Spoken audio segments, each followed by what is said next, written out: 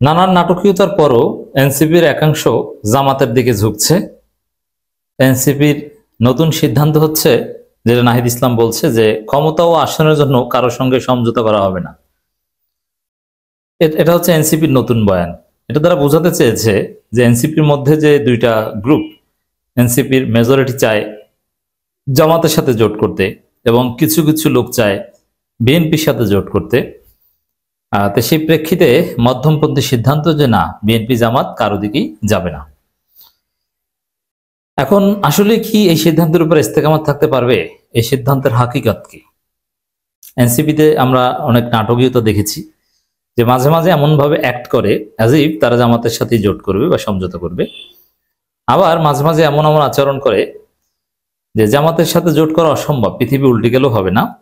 আবার মাঝে মাঝে এমন ভাবে কথা বলে যে মরে গেলেও, আত্মহত্যা করা লাগলেও বিএনপির সাথে, দ্যাট মিনস চান্দাবাজদের সাথে জোট করবে না।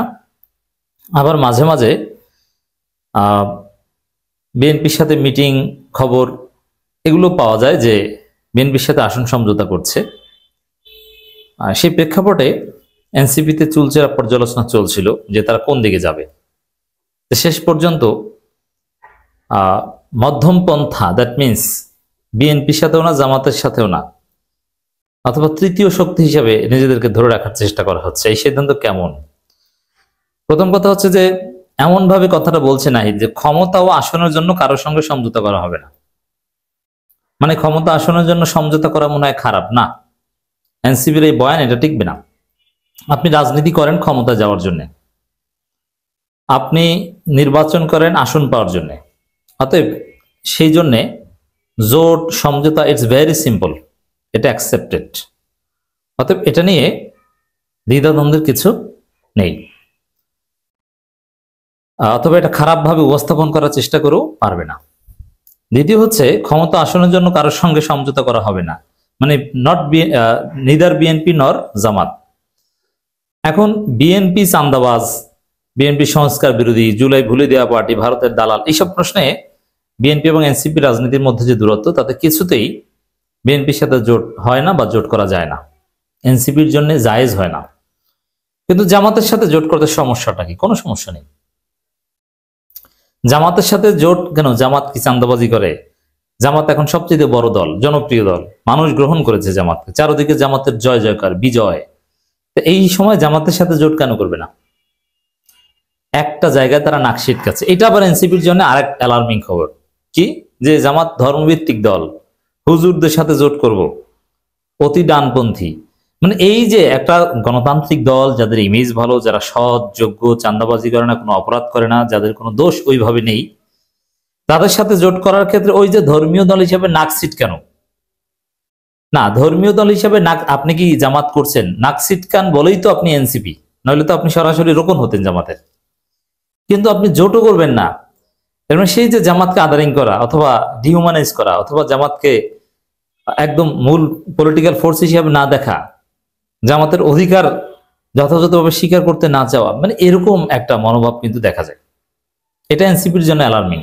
এনসিপি যদি লিবারাল ডেমোক্রেটিক পলিটিক্স করতে চায়, উদার হতে চায়, গণতন্ত্রপন্থী মধ্যম পন্থা প্র্যাকটিস করতে চায়, সেখানে ক্ষমতা যাওয়ার চেষ্টা করতে হবে, প্রয়োজনে জোট করতে হবে। অ্যাট দি সেম টাইম এই যে সংকীর্ণতা, ভারতের যে প্রেসক্রিপশন যে হুজুরদের সবসময় নাক সিটকাবা, এটা থাকার কথা না। এটা থাকলে তারা কখনোই ওই বিএনপি আওয়ামী লীগের ঊর্ধ্বে উঠতে পারবে না, বরং বিএনপির মতো হতে পারবে না। কেন? বিএনপি তো নাক সিটকাইতো না। বিএনপি তো এখন না আওয়ামী লীগ হয়ে উঠেছে, আওয়ামী লীগের শূন্যস্থানে ভারতের মনোরঞ্জন করতে যে। কিন্তু অতীতে বিএনপির সফলতার ভিত্তি ছিল এটা, যে বিএনপি তারা ইসলামী দল না, কিন্তু হুজুরদের কখনো নাক সিটকাতো না, যে কোনো হুজুরদের সাথে নিত, রাজাকারদের মন্ত্রী বানাতো, স্বাধীনতা বিরোধীদের গাড়িতে জাতীয় পতাকা তুলে দিত। এ বিষয়ে বিএনপির কোনো নাক সিটকানো ছিল না। জিয়াউর রহমান তার পাশে বসিয়েছেন, সবচেয়ে গুরুত্বপূর্ণ পদগুলো দিতেন বেছে বেছে রাজাকারদের। হুজুর, নন হুজুর, রাজাকার, মুক্তিযোদ্ধা, কোনো পার্থক্যই করতেন না। এই উদারতার কারণেই কিন্তু বিএনপি ক্ষমতায় এসেছিল এবং বড় দল হয়ে উঠতে পেরেছে।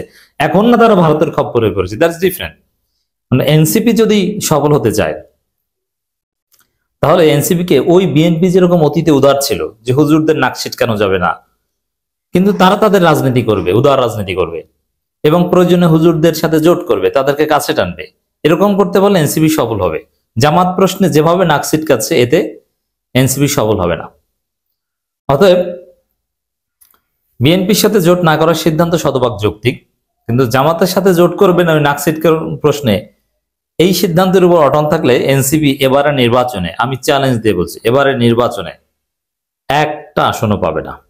একজন এনসিপি নেতাকে আপনি দেখাতে পারবেন না, ওয়েদার ইজ মাহফুজ আর আসিফ এক্স টু অ্যাডভাইজার্স, তখন হয়তো বা এক্স অ্যাডভাইজার্স হয়ে তারা নির্বাচন করবেন যদি তারা আসেন, অথবা হাসনাত কিংবা শারজিস আর এনি আদার্স, কেউ পারবে না। একমাত্র জামাতের সাথে জোট করলে তাদের রাজনীতি টিকবে, মৌলিকত্ব থাকবে এবং তারা নির্বাচনেও 3, 4 বা 5টা আসন পাবে। এখন যদি মনে করেন যে ক্ষমতায় চলে যাবেন 10-20টা আসন পাবো, এটা অতি কল্পনা। তো এই জায়গায় ক্ষমতা আসনের জন্য কারোর সঙ্গে সমঝোতা করা হবে না, এটা এনসিপির জন্য সেফ কোনো কথা হলো না। আপনাকে জামাতের সাথে সমঝোতা করতে হবে আর বিএনপির সাথে, কিন্তু বিএনপির সাথে করলে আবার মৌলিকত্ব থাকে না। জাতীয় নাগরিক পার্টি ক্ষমতা কিংবা আসনের বিনিময়ে কারোর সঙ্গে কোনো সমঝোতা যাবে না বলে জানিয়েছেন দলটির আহ্বায়ক নাহিদ ইসলাম। রাজধানী শাহবাগে আবু সাইদ কনভেনশন সেন্টারে এনসিপির কেন্দ্রীয় নির্বাচন পরিচালনা কমিটির সংবাদ সম্মেলনে তিনি অবস্থান স্পষ্ট করেন। মানে এটা দ্বারা ইঙ্গিত যে এনসিপি নিজেরাই একটা জোট গঠনের চেষ্টা হয়তো বা করবে, কিন্তু আমার মনে হয় না যে এর উপর ইস্তেকামাত থাকবে। কারণ অলরেডি এনসিপি যাদের নিয়ে জোট করবে বলে গুঞ্জন উঠেছিল, 8 দলীয় জোট, 9 দলীয় জোট, তাদের একটা বড় অংশ অলরেডি জামাতের সাথে যোগাযোগ করেছে। এটা আমি ভালোভাবে জেনে শুনেই বলছি। কারণ বিজয়ী পার্টির কাছাকাছি অনেকে যেতে চাইবে, এটা ভেরি সিম্পল। নাহিদ ইসলাম বলেন, আমাদের যদি কোনো রাজনৈতিক সমঝোতা হয় সেটা একটা নীতিগত জায়গা থেকে হতে হবে। ক্ষমতার জন্য কোনো ধরনের আমরা না, রাজনৈতিক নীতিগত জায়গা কি, এটাও নীতিগত জায়গা এটাই যে আমরা চাঁদাবাজের বিরুদ্ধে, আমরা সংস্কার চাই, আমরা জুলাইয়ের পক্ষে। তো জামাতের সাথে নীতিগত এই জায়গাটাতে কোনো পার্থক্য নাই এনসিপির। এতদিন কথাবার্তা বিভিন্ন নীতিগত জায়গায় এক ছিল। আর নির্বাচনী জোট নীতিগত জায়গায় হয় না, নির্বাচনী জোট হয় মূলত কমন এনিমির বিরুদ্ধে এবং মৌলিক 2-1টা প্রশ্নে। যেমন বিএনপি জামাত আকাশ পাতাল পার্থক্যের দল ছিল, কিন্তু তারপরও দীর্ঘদিন প্রায় 25 বছর বা তার বেশি সময় জোট ছিল। কেন? বিএনপি জামাতের আদর্শের মধ্যে কোনো মিল আছে? না।